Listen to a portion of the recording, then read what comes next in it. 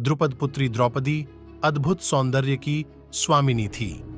राज परिवार में जन्म और लाड़ प्यार में पली द्रौपदी के इसी अहंकार ने न सिर्फ महाभारत युद्ध की पटकथा लिखी, बल्कि खुद उन्हें सशरीर स्वर्ग जाने से पहले ही मृत्युलोक में ही प्राण त्यागने पड़े। आइए जानते हैं द्रौपदी के वे 3 पाप जिनके कारण वह स्वर्ग के रास्ते पर जाते हुए भी मृत्युलोक में छूट गईं। नंबर 1, स्वयंवर में कर्ण समेत कई राजकुमारों का अपमान। द्रौपदी के विवाह के लिए राजा द्रुपद ने पांचाल देश में स्वयंवर आयोजित किया। इसमें बड़े बड़े राज्यों से सम्राट, राजा और राजकुमार आए।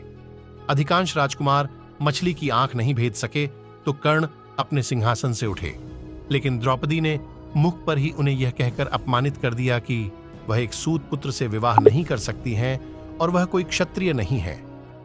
नंबर 2, इंद्रप्रस्थ में मेहमान बनकर आए दुर्योधन का अपमान। अज्ञातवास काटकर हस्तिनापुर लौटे पांडवों को जब अपना हिस्सा मिला तो उन्होंने इंद्रप्रस्थ को अपनी राजधानी बनाया और इसे अद्भुत तरीके से सजाया संवारा। इसे देखने के लिए दुर्योधन समेत कौरव और दूर दराज के राजा पहुंचे। यहाँ एक विचित्र परिसर था जो वास्तव में फर्श था, लेकिन प्रतिबिंब से पानी का सरोवर लगता था। इसी तरह एक ऐसी दीवार थी तो आर पार दिखती थी। यहाँ आया दुर्योधन इनसे भ्रमित हो गया और दीवार को आर पार जानकर वह उससे टकरा गया। यह देखकर वहां मौजूद द्रौपदी ने उपहास उड़ाते हुए उसे अंधे का बेटा अंधा कहकर अपमानित किया। नंबर 3, 5 पतियों में सर्वाधिक अर्जुन से प्रेम।